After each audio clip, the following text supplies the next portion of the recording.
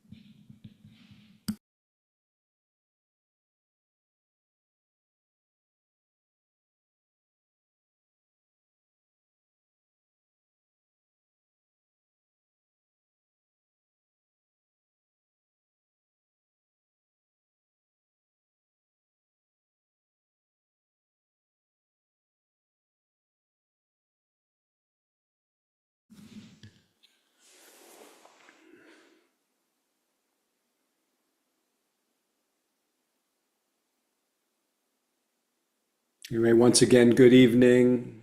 Welcome to Mission Dharma Online. Nice to see all your faces. Is that Fran? Oh my gosh, how great is that? Good to have you with us. And we have other Reginans here tonight. Jill, I see, and Maureen, and who else? Anyway, we have an array of North America covered tonight. So maybe take some solace in knowing there are people all around you practicing, committed to clarity of mind, openness of heart, harmlessness to the extent possible.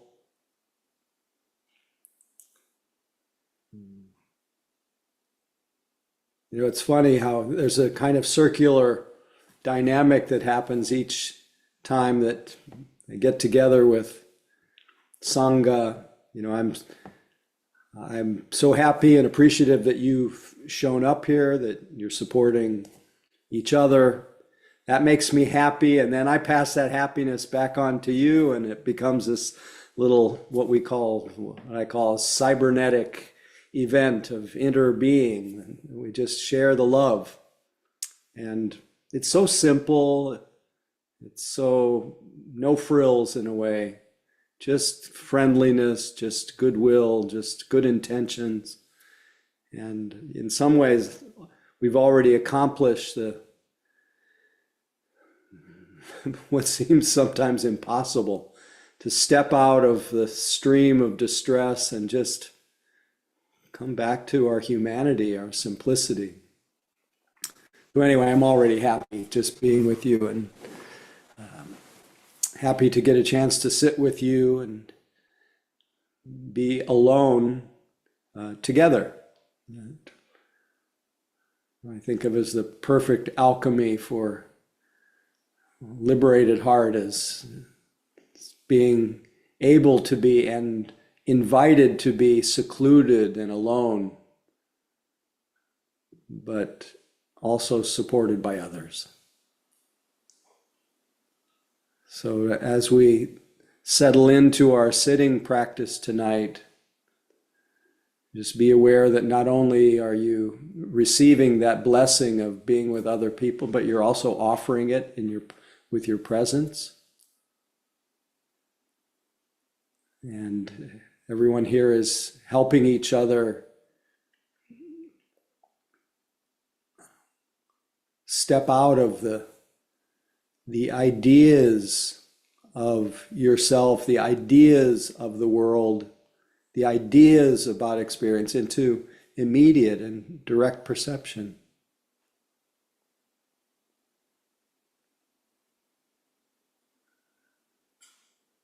Always helps to close our eyes and feel that experience of sensation or the sitting body from the inside. The aliveness, the vibration, the pulse, and the space of awareness that can hold that and feel that, all coming together as one thing: bodyfulness, mindfulness, kindfulness, just affectionate awareness of the sitting body just the way it is.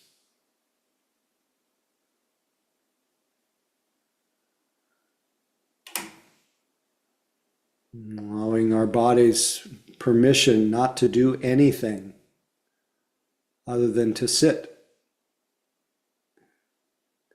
In other words, let yourself be, let go. Just your sitting body and awareness as is.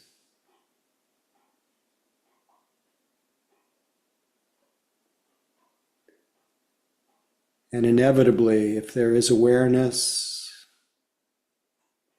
or bodyfulness, you'll notice the gentle stilling of the sitting body. Just stopping and just listening. There is a stilling.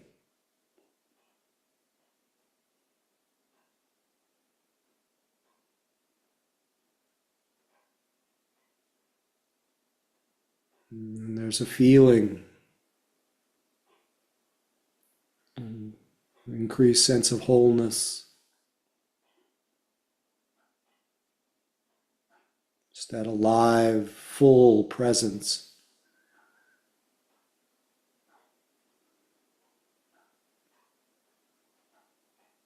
And letting the body's breath support us to stay here. Not to make something happen, not to fix anything, not to figure anything else, but just to be here, just be aware, be whole. Be aware of the awareness that's always already. And the here, we know by the felt experience of our body, which is here, and its senses,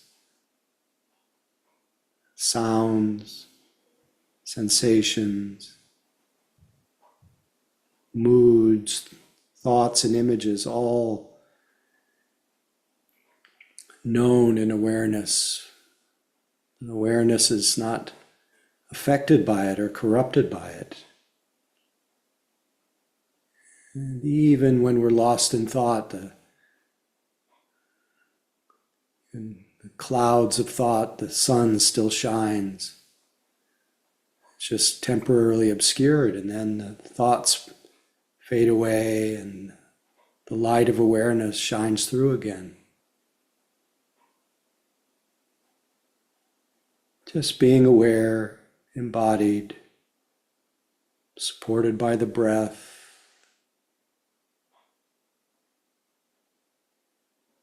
And then gracious with each presently arising experience. This is one healthy or fortunate attachment, the Buddha said. Just meeting each presently arising experience with mindful attention, affectionate awareness, just this moment.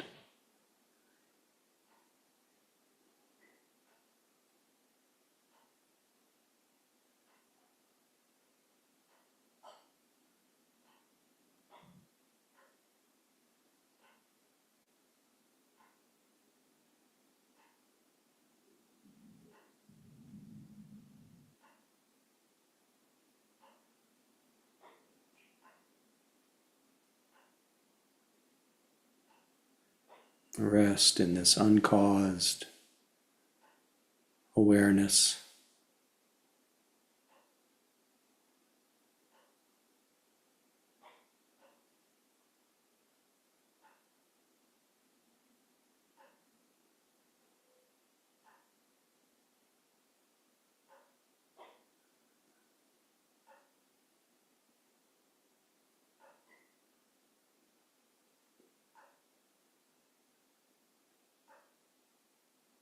Feeling the body, feeling the breath.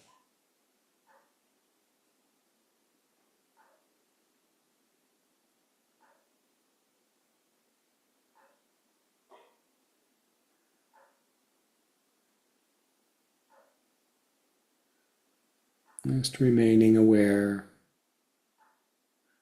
sun shining as long as it lasts.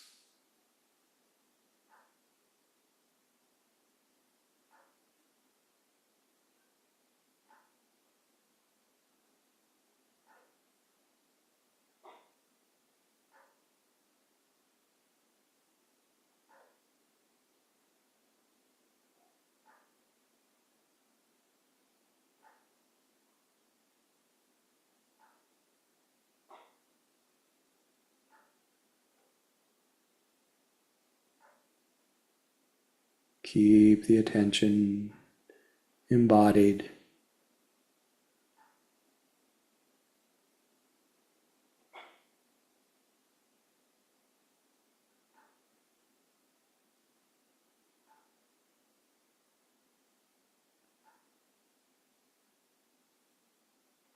Just this moment.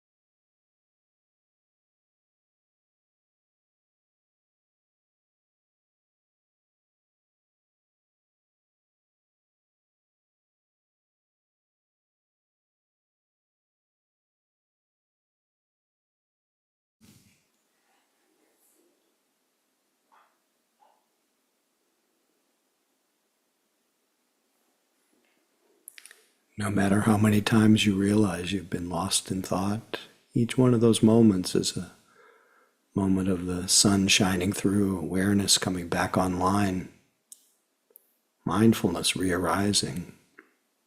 So celebrate each moment that you wake up to where you are.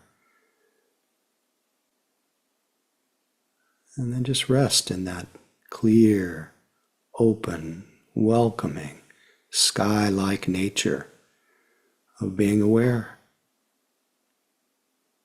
supported by the body and breath that anchors you to this living present, just this moment.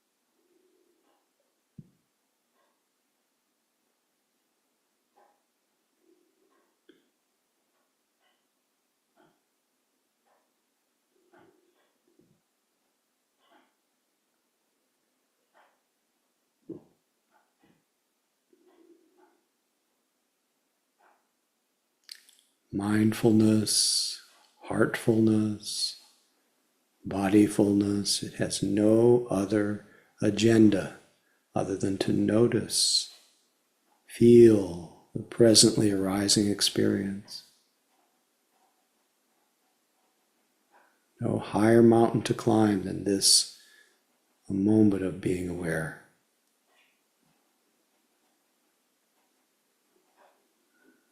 Nothing to do, nothing to undo, nothing to fix, nothing to figure out. No problem to solve, just being aware. This is the medicine.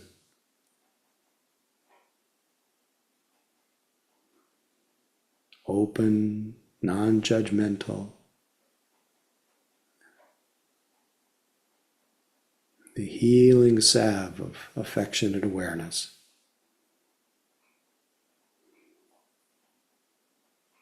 Just this moment.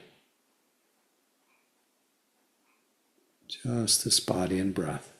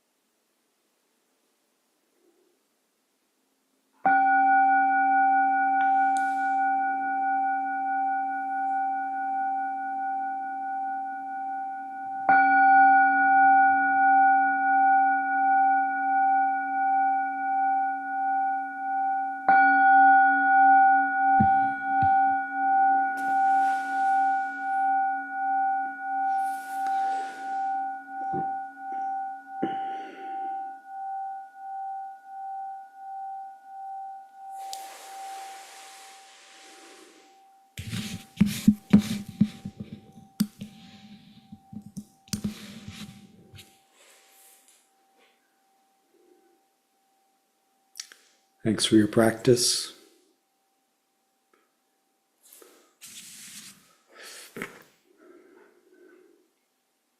Would like to check in this evening before I go off on one of my little stray thought journeys. Love to hear from you. See if there are any questions that you might have about your practice, any topics that have emerged. It looks like Misha is ready to break the ice, so please feel free. Thanks, Howie. Thanks for wonderful sit. Thank Um, you. I've been finding ever since a recent uh, worldly event happened that I'm finding I'm especially dysregulated, particularly in my mornings, and so I end up launching into distractions and diversions. And so it's really hard to practice mindfulness and staying with the breath at that point in the manner that we do in these sittings. So I was wondering if you had any recommendations. Mm. Well, whenever you are, as you call it, dysregulated, when one is dysregulated, I I always think that is most important to be regarding oneself with kindness, with love. And often words, if they have an impact, great, but they often don't. And so it's really good at those times to make physical gestures of kindness. And so Mm. I would forget the breath. You can breathe with kind gestures, but most important is that you hold yourself in a way that you would hold anybody that you know who is in a state of dysregulation, or you know you want to support them. So I don't. So the kind of cool sati, just bare attention, clear comprehension, may not be juicy enough for what your heart actually needs at those moments. Needs kindness. So that's really all I would say without knowing all the details. Right, sure. Thank you. Anyway, good luck. I hope it all eases. Thanks. Anyone else? Please feel free. Use the, notice how Misha used the raised hand function, or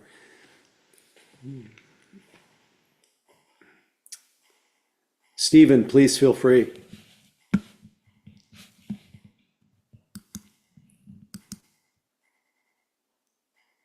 You are still muted. How about now? You are loud and clear. Okay.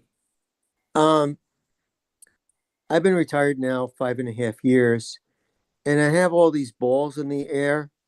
Like I do senior peer counseling. Uh, it's a volunteer thing, personal trainer. Teach. I do wood shop. I'm learning about construction.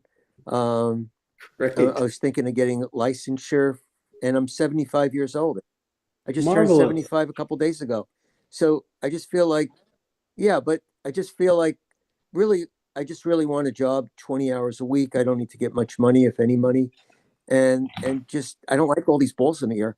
And I'm just not sure, you know, how you can, get focused on, because retirement is really different. You got all these different balls in the air, but um it can get you very scattered, and Well, thank you. but No, I, get the scatteredness away, yeah, well, you know. I think the scatteredness is your guru. It's a reminder that you're spread too thin, and so something's got to give. So it sounds like the scatteredness is telling you that you need to slow it down a little bit and find the middle way for you.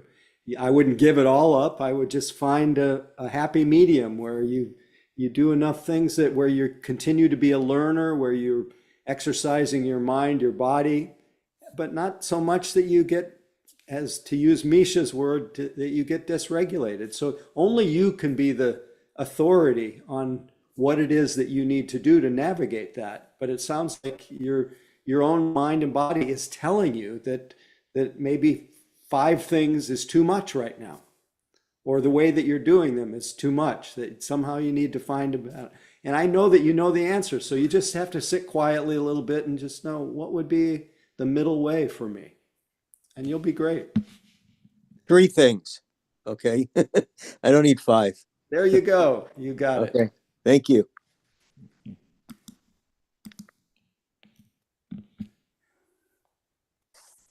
Anything else you noticed tonight in the practice a topic that may have emerged?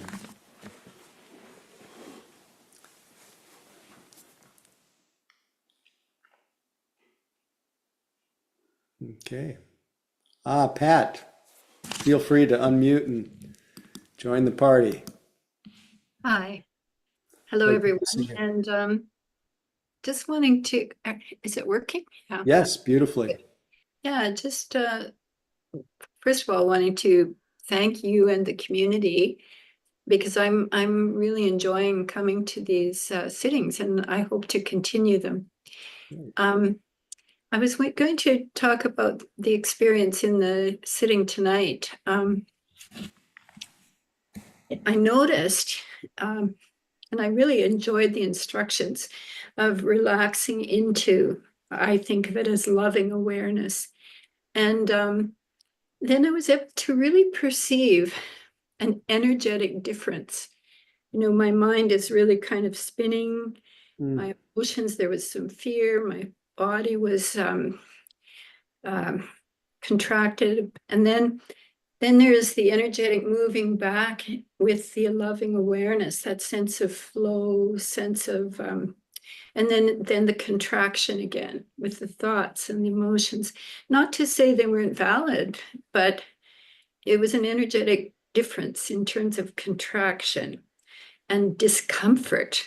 And then moving into that more spacious place of awareness felt so helpful. And then wanting to relate to the contraction, like you said, to Misha with compassion and kindness, because I can see my humanness, I can see my struggles. But I'm very grateful for the reminder to how it's held, how we are held. Yes. You know, that loving, or whatever you want to call it, just that experience of the innate nature of open awareness, which is, it's kind of our natural state. It doesn't have to be created. It's only ever a split second away. It's just a matter of remembering to just be aware, and to actually feel the effects of that, that it only by direct experience do we recognize it as a healing balm, as a support to be able to both accommodate things and also see that you're not defined by whatever that is, that it comes and it goes. It's like weather, it's like clouds. I'd like to be able to locate myself more in that. But that's a matter of just, once at least Kala Rinpoche says, once you've seen that one time, you can refer to it, that ever-present wakefulness and clarity. Yeah. That's why he says, you are the Buddha. Why don't you see it? Because there's a veil, such as the belief that you're not. But if you can just see through it once, just step out of that stream of identity for a moment, just to sense what's really here in the simplicity of present moment, then you can refer to it all the time. Yeah. Thank you, Howie. Thank you. Great to see you. Devin, last but not least. Hey, Howie. Hello, everybody. Just to piggyback actually a little bit on what Pat might have said there. I this weekend had a stomach flu and was in some major discomfort for about 48 hours. Yeah. And it gave me a moment to reflect on how challenging it can be to access some of what we practice in moments of severe discomfort like that. Really hard. Yeah. I just, before I forget or get to talk to you again or anything like that. I just wanted to bring it up and maybe ask, I guess, in the form of a question, if there's any wisdom about when we're going through major physical and emotional discomfort, what kind of tools or something can we draw from the practice in those moments where the mind may not want to incline towards mindfulness? Yeah, great question, and it's another one of those questions that only no one can tell you how to do it. We just have to navigate it. What I've seen for myself, though, is that my mind will be weak when my body is weak. And so I don't put any expectation that I have to have some kind of pristine awareness of the nature of mind at that time. I just go through what I go through. And interestingly enough, I've been through some really weird things lately with COVID and some things that emerged out of the COVID that were quite, to use Misha's word, dysregulating. But I noticed that even as far out as my body and mind got, there was still that I saw that there was a thread of knowing in the middle of it. And that may not be in the foreground, but I can feel that there is a kind of substratum of noticing that pervades even the terrible stuff. And just to know that that is so, that awareness is prior to whatever's going on with our body. There's something reassuring about it. And I don't expect myself to be strong-minded at those moments. And naturally you want to be as caring as you can. Do what you need to do to take care of yourself. What often people do when they're ill, though, is they want to, and I'll speak for myself, I want to get out faster, I want to get it over with faster, so I'll put a little pressure, or just things that don't necessarily express that quality of listening and compassion in a way, rather than, let's get over this. Anyway, hope you're feeling better.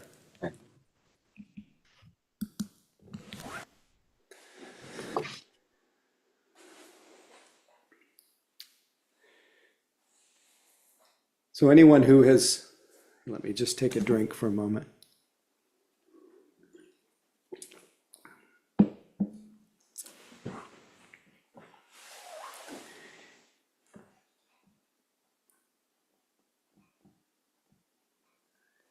Anyone who has sat with me over the years knows that I really I have enjoyed the study of the Dharma. Dogen, not the study, not the technical details of the Dharma, but studying the Dharma in an immediate and direct way. Because Dharma practice is really the experience of Dharma.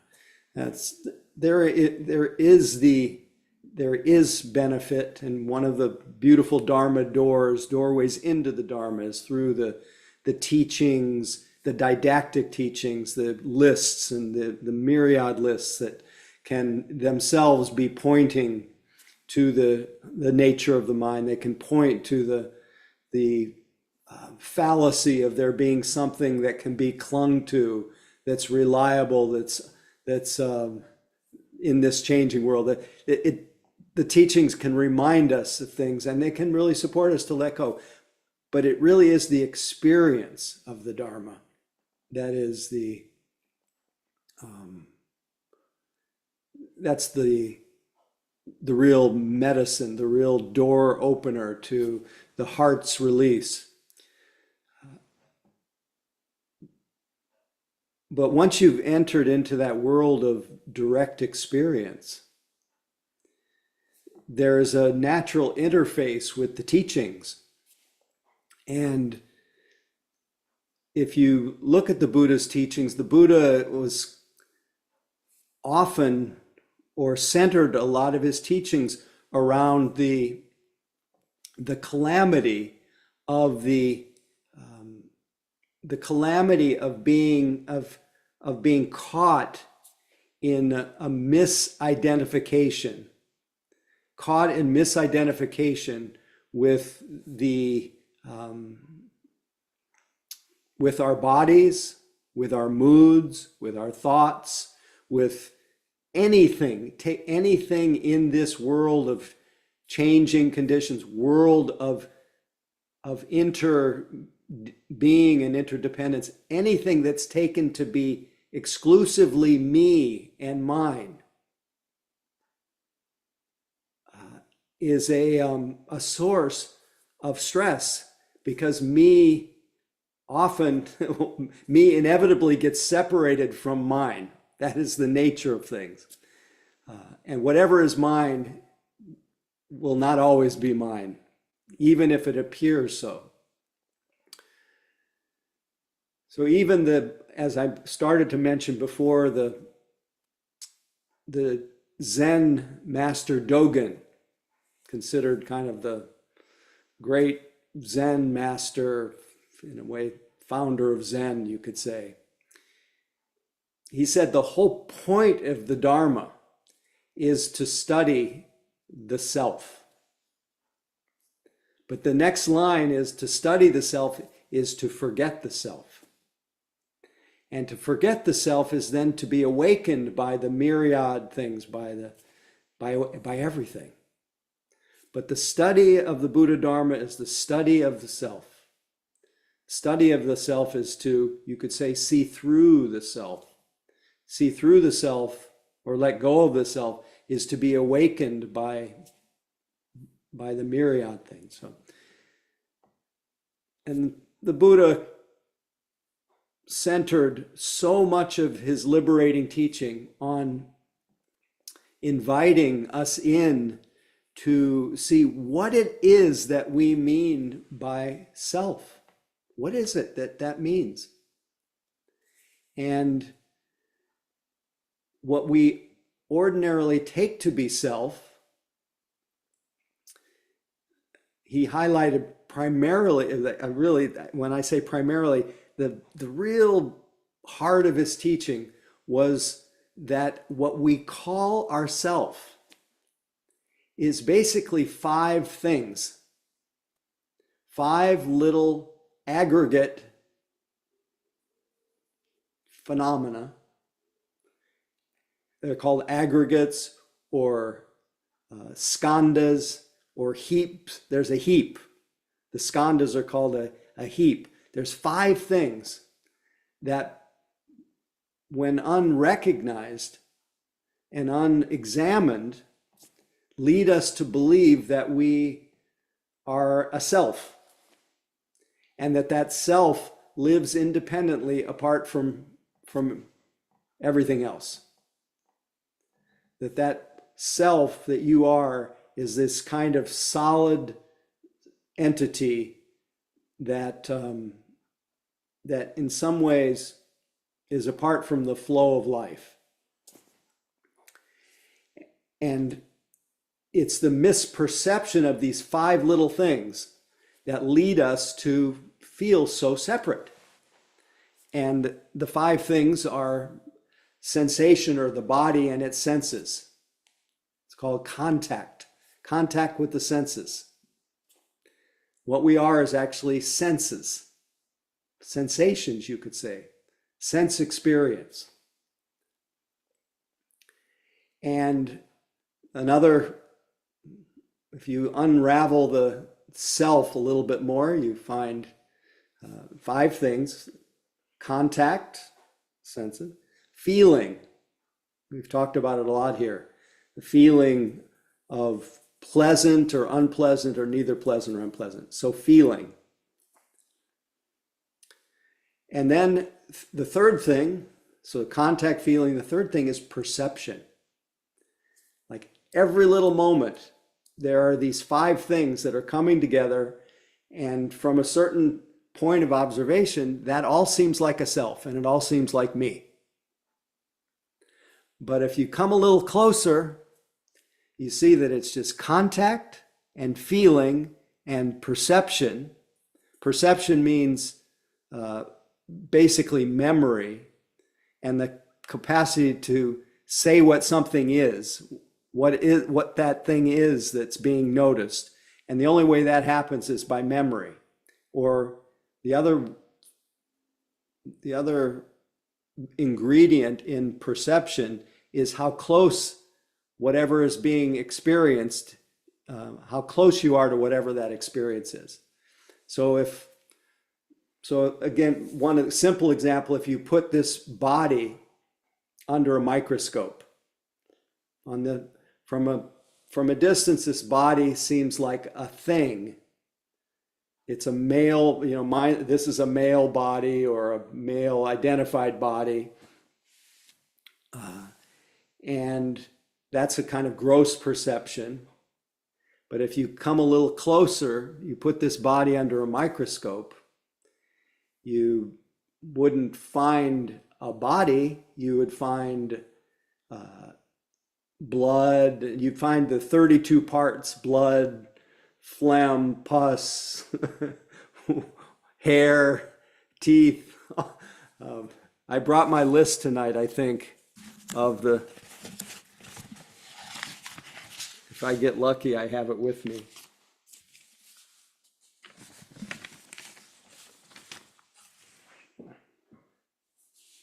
I don't have it with me. Oh.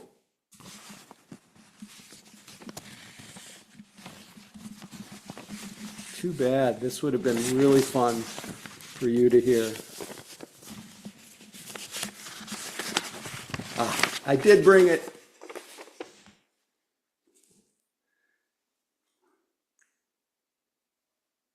So every person has a unique tongue print. There's enough iron in the human body to make one small nail. A cough releases an explosive charge of air that moves up to 60 miles per hour. Sneezes can travel up to 100 miles per hour. Takes 17 muscles to smile, 43 to frown. Takes approximately 200,000 frowns to make one permanent brow line. Most people blink 25 times per minute, 20,000 times a day. Average person speaks about 31,500 words a day. Every breath, we inhale billions of atoms that end up as heart cells, kidney cells, brain cells. Average adult is made up of 100 trillion cells. If you unwound and joined the DNA from the genes of the cells, it would fit in an ice cube. The string would stretch 80 billion miles. That's from the Earth to the sun and back 400 times. The body gives birth to 100 billion red cells every day. Every square inch of the body is populated by 32 million bacteria that are born and die in it. Humans shed 600,000 particles of skin every hour, about 1.5 pounds a year. By 70, an average person will lose 105 pounds of skin. Most dust particles in our homes are made from dead skin. Body makes new stomach lining every 5 days. Body makes a new liver every 6 weeks. Replaces head hair every 2 to 5 years. Replaces new eyebrows that consist of 450 hairs every 3 to 5 months. Body grows new skin once a month. Body replaces with a new skeleton every 7 years. 50,000 cells of your body will die and be replaced with new cells, all while you listen to this sentence. Body replaces 98% of its atoms in less than 1 year.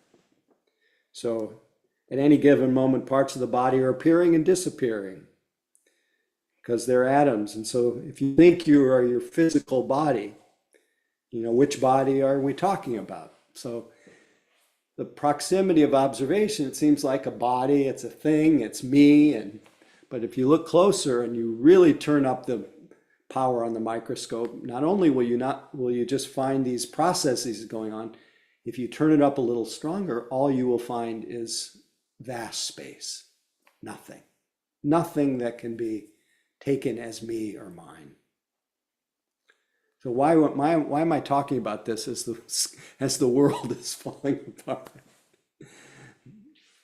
Because the farther we get from these 5 skandhas. Let me go through all five first. Contact, feeling, perception, mental formations, how we think about things, the way our mind inclines, whether toward goodwill or toward confusion or toward greed or hatred. If it's greed or hatred or confusion, then our mind gets much more bound up in a feeling of separateness and isolation.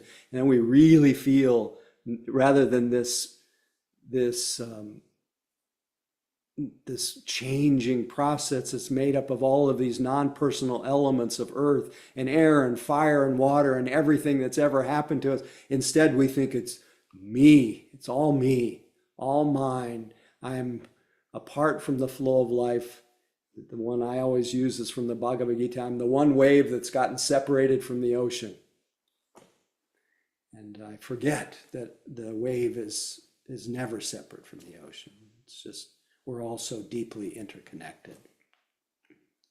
Nothing is apart from anything else.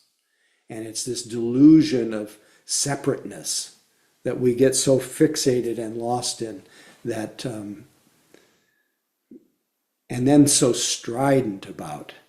And once we get strident about protecting and defending and building and healing and fixing, then the sense of being cut off gets stronger and stronger and stronger. And the more we feel cut off, the more our mind goes into dysregulation, discursive thinking, and blaming and finding and trying to figure out and fix and solve. And that's why we start our practice by stopping. Stop. I did this whole half day.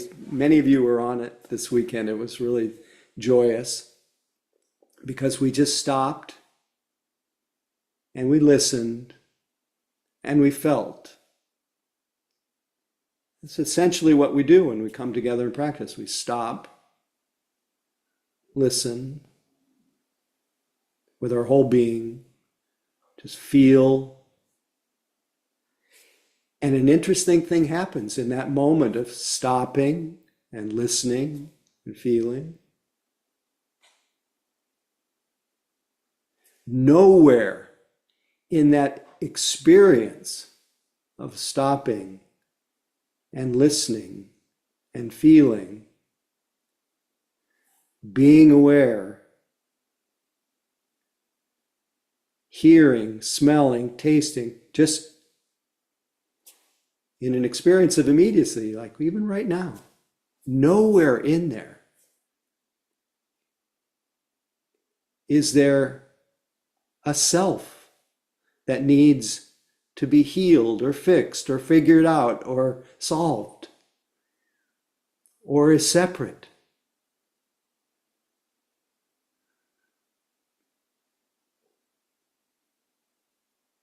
And that's why it may seem so utterly simple, so void of rational mind in a way, void of figuring out, void of solving, but yet all desires are fulfilled in that moment of stopping and listening and feeling. And that what the Buddha called that misperception, that taking those five skandhas, those five aggregates, again, let me get back to contact, feeling, perception, mental formations, and consciousness. These are just flashing on and off. When that is mistakenly taken to be me, myself, I, that's called what the Buddha called Sakaya Ditti, a view of self, self-view. And that view of self, that self apart from, that self that is somehow independent, that's identified with this changing body, it is born, it dies, it goes through all kinds of stuff, it gets personalizes everything. And then when you get a whole population of beings who are thinking the same way, it turns into a very individualistic, disembodied world of self-identification, of this of Sakaya Ditti, the view of self. And a view of self is not actually our experience of self. The experience of self, the experience of what we call self, is really just these five, just contact, stopping and listening, just feeling, just being aware, conscious. And that conscious listening, being aware, doesn't have an identity to it. Nobody owns it. It's just the natural state that pervades our life, that pervades our life. And that's why we simply rest in that ever-present wakefulness and clarity. That's why Kala Rinpoche says, you are the Buddha. Why don't you see this? Because there's a veil, such as the belief that you're not the Buddha, that you're a separate individual. But if you cannot see through that right away, you have to gradually dismantle it. And how does one gradually dismantle it? We just keep stopping, we keep listening, keep feeling, we keep paying attention, moment to moment to moment, and just reconnect with life right where it touches us.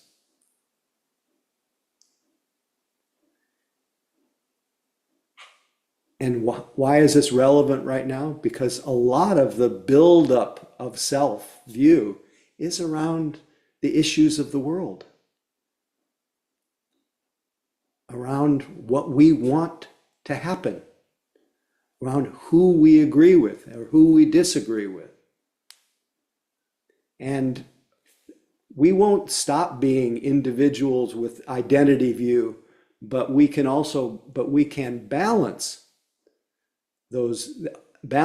our self-idea and our individuality and our views and opinions. We can balance it with moments where we are not anyone in particular. We're just aware, where nothing is lacking. And we can just sit in the middle of it all.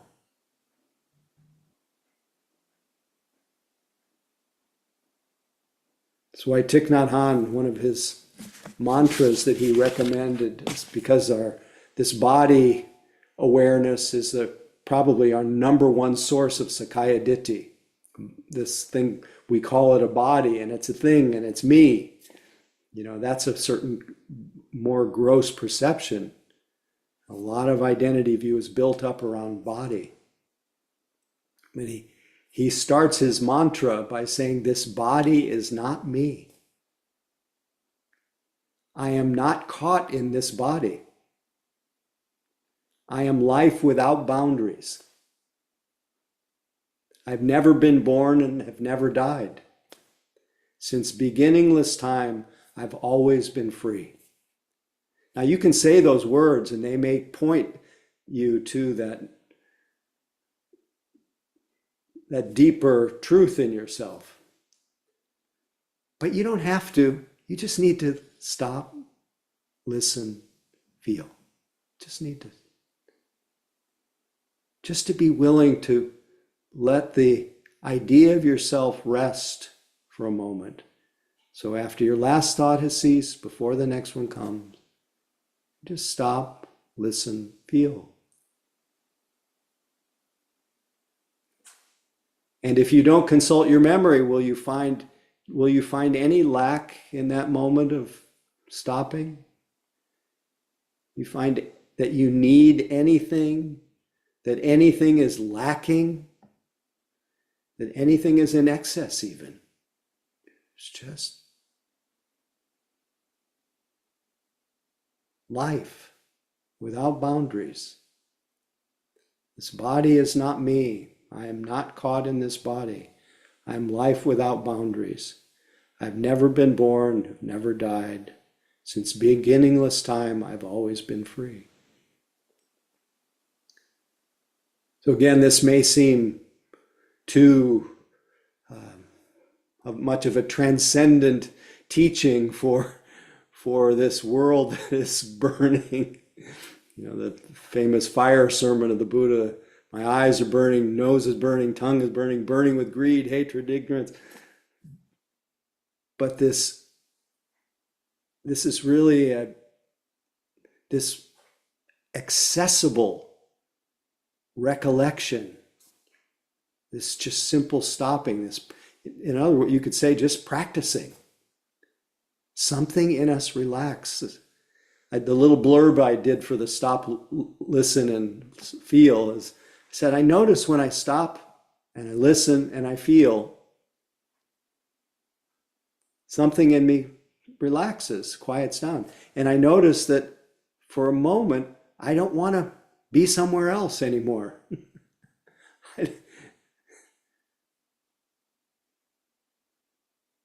And then I started to explore that a little bit more. You know, we sat 4 hours with that thing on Saturday. I started to explore it a little more, and I go, oh my gosh. All my desires have been fulfilled. I know that goes totally against the stream of our list of all the things that all the conditions for our sense of well-being and happiness, but that's just a story. That's just Sakkaya Ditthi, view of self that says something has to happen in order for me to feel free. And it's just not true. But the only way to verify this vital point, that we don't even have to do anything except stop, listen, feel. The only way to verify that is to actually do it.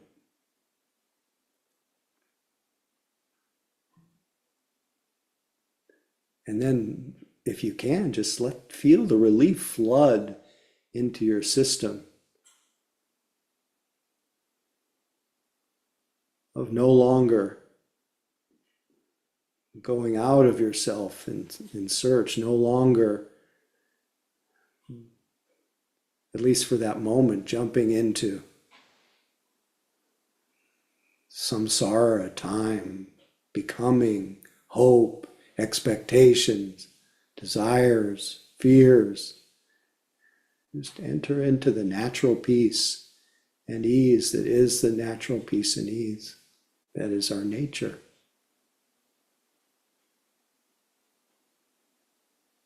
So to study the Buddha Dharma is to study the self. To study the self is to forget the self.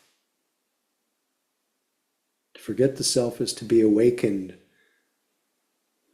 by all things, by the myriad things.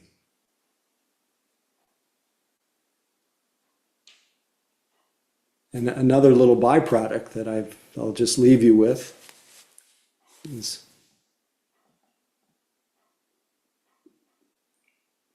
spend a little time stepping out of the stream of Sakkaya Ditthi, self-view, and just experience life that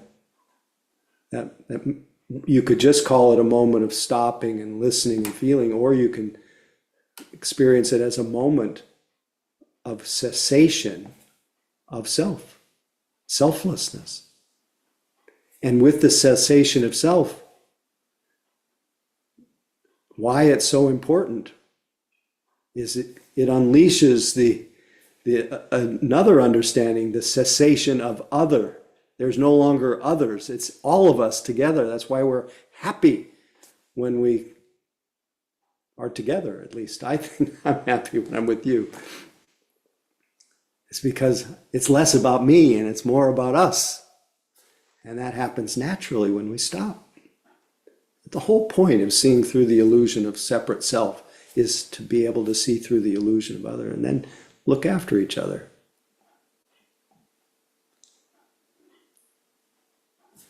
Here's, I'll end with this from D.H. Lawrence.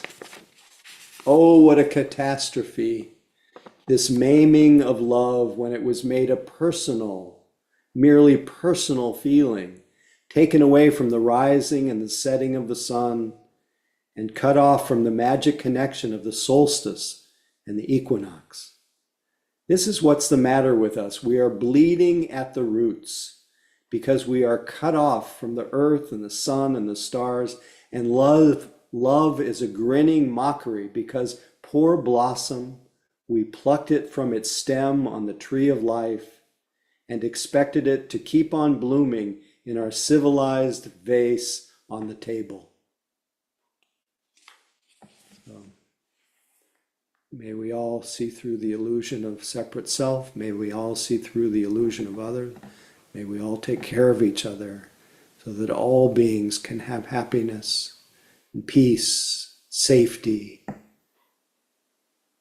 health and strength and ease of well-being. All beings can be liberated.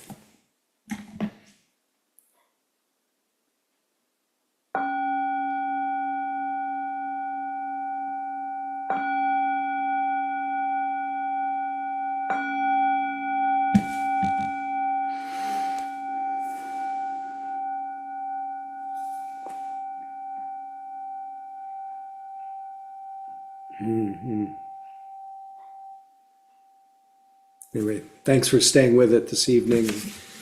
Keith, you have a few announcements, or we can keep it pretty We short hear. tonight. Just a reminder about Dharma. The teachings have been offered freely since the time of the Buddha, and you're encouraged to feel within your heart and express your gratitude by offering support to Howie, to our teacher, the best that you are able. I put the details in the chat, but it can be part of the expression of how this can land in yourself. And then the other piece is upcoming. I believe it's February 2nd. How you have a day long at Sunday. Yep. Sunday at Spirit Rock, calming the restless mind, and come one, come all. It's both in person at Spirit Rock. So if you want to get that the juiciness of sitting together, or we can, it's also offered online as well. So, was there anything else in there, or is that it for now? Anyway, thank you all so much. Thanks for your generosity. Mostly thanks for your practice, and love seeing all of you, being with you. Feel free to unmute and say goodnight to each other. Thank you.